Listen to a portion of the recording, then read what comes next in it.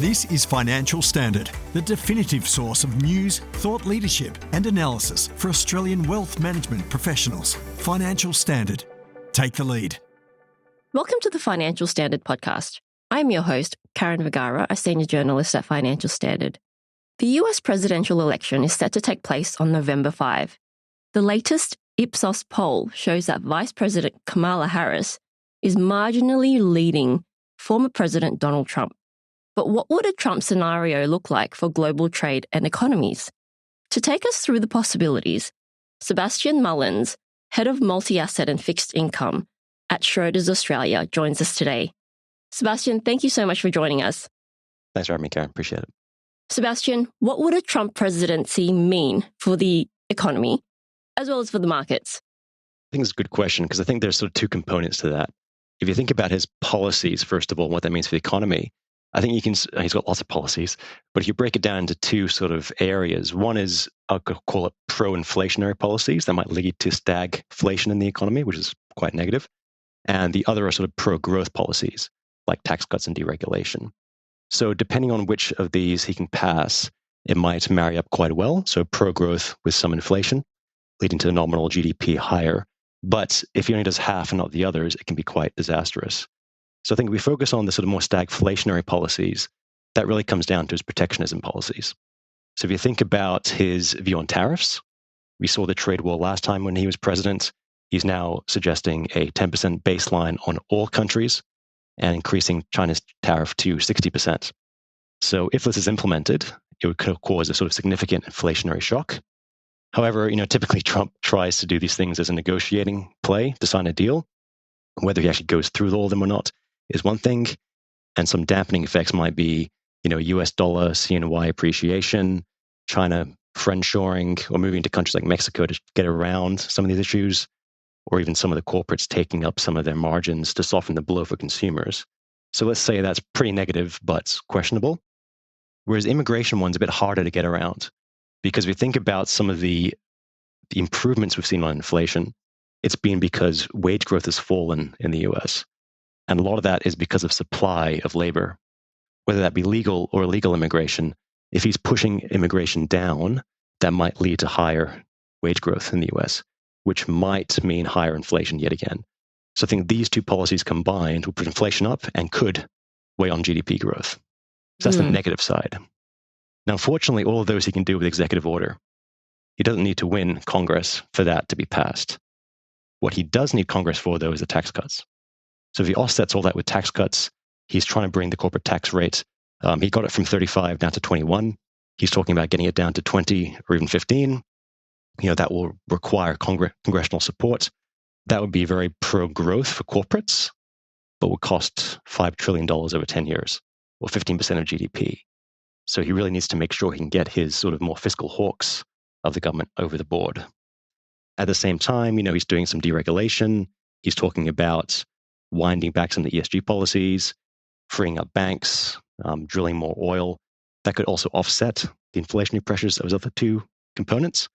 But in aggregate, what he can get without Congress is quite inflationary. What he needs Congress' help with could be pro-growth, combined, higher nominal GDP.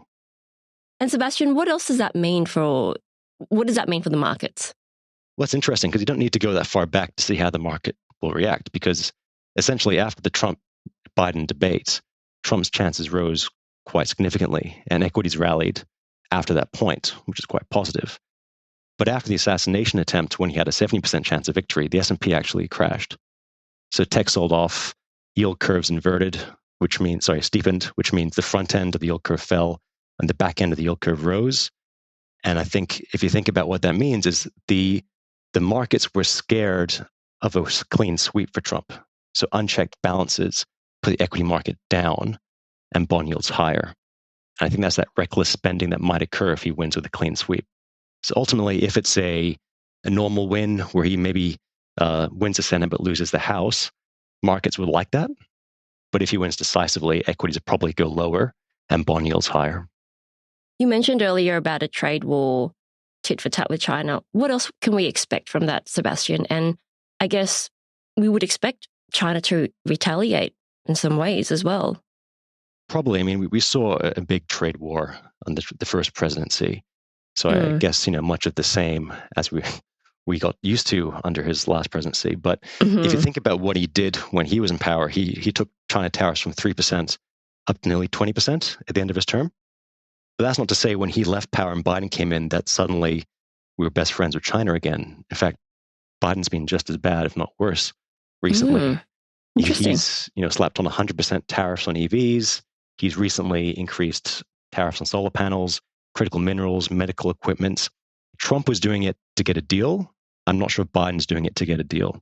So Biden's out of the race now, but you think about Trump coming in, he's probably going to be more bluster, trying to get something out of it.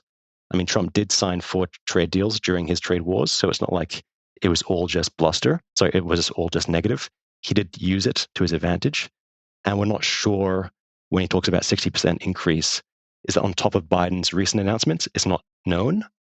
So for us, it's really to see what can he push to get a trade deal as opposed to necessarily being the worst thing ever.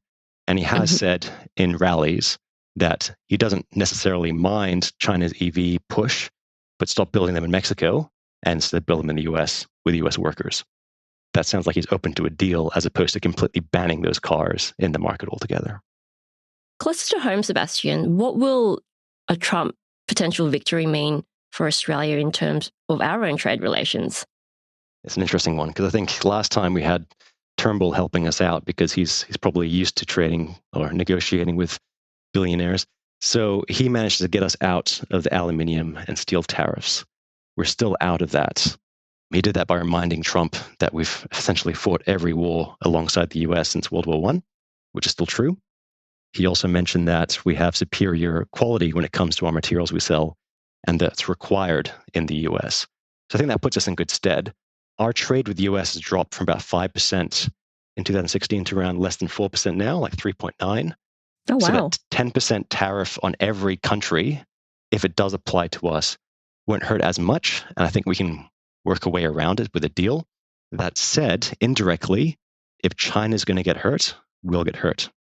Our trade has risen with China since then. So it's now around 37% of our exports are to China. So if China suffers from a trade war, we will suffer. So we have to really hope that a lot of these trade wars, again with China, are more bluster to look to strike a deal than anything else. So I think direct cost to us, unlikely, but indirect cost could be quite high if China suffers. You mentioned critical minerals earlier and mining and aluminium steel.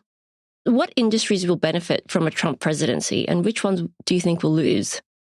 So I think if you look at the US industries first, the biggest beneficiaries will be the energy sector. He's already said, quote, drill baby drill.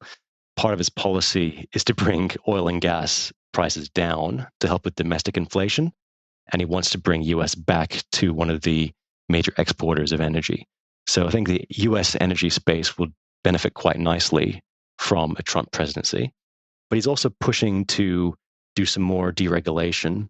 We saw recently the Supreme Court overturned the 1984 Chevron deference, which was giving power to federal regulatory agencies. With that weakened, it means he can have even more deregulation across different corporations. So I think that deregulation campaign can benefit a few industries. We've mentioned energy, but also banking is probably another one that he's keen to improve.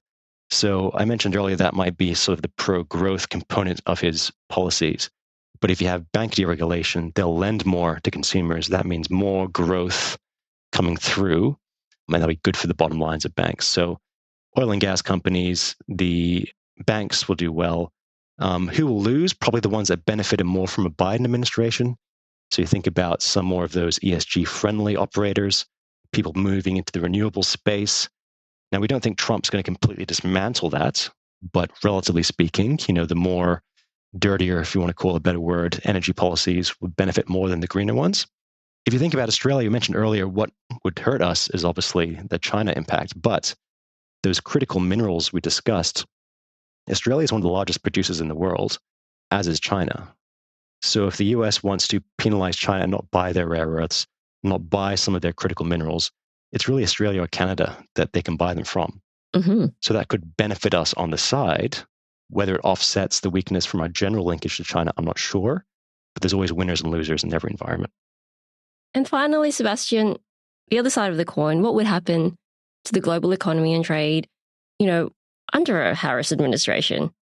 It's probably too early to really know, to be honest. Mm-hmm. I'm not saying it to be negative to Harris, but she hasn't released a lot, given she's only been, I guess, the front runner for a short period of time. True. So there hasn't been a 100-day agenda or a tax policy white paper. None of that's come out yet. So we hope to have more clarity after the DNC next week. But if you think about her versus Biden, she is more left-leaning than Biden. And she doesn't necessarily have the experience of the Cold War, lived experience of the Cold War. So her views on Ukraine and NATO might be a bit different as well to Biden. But for now, she's really running on more social issues as opposed to economic issues.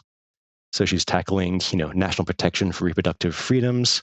That's going against the Roe versus Wade overturn, gun law reform, voter protections. All of that will help her win the sort of, the soul of the country, which will Biden ran on. But when it comes to economic policies, it's a little vague. So she said she wants to build the middle class, help them out, but doesn't say how. The only thing she has confirmed is no tax on tips, which was a Trump policy. So you kind of have to say she could win just on the social reforms alone, but it's hard to know what it'll mean for the economy at this point. You have to assume it'll be similar to Biden's policies with Build Back Better, Inflation Reduction Act. So we'll see. But I think to the question earlier, with Trump winning, she cannot win a sweep. Just the way it's designed, she'll probably lose the Senate, maybe gain the House, but it is close to impossible for her to win the Senate. So she will have a split Congress, which means probably the markets react kindly to that. And ultimately, economically, you just get a return to trend. So trend growth falling back to 2% of GDP, the 2 to 3% inflation target. That's not too bad, to be honest. So it's probably more status quo under Harris. And under Trump, it's a bit more of a exciting ride. This has been an awesome conversation. Thank you so much for your time, and I really appreciate it. Thanks for having me. Appreciate it. Thanks for listening to this Financial Standard podcast. For more information, visit financialstandard.com.au. Please keep in mind that the information discussed in this podcast is general in nature and does not consider personal circumstances. Reliance should not be placed on any content without further independent financial research and advice.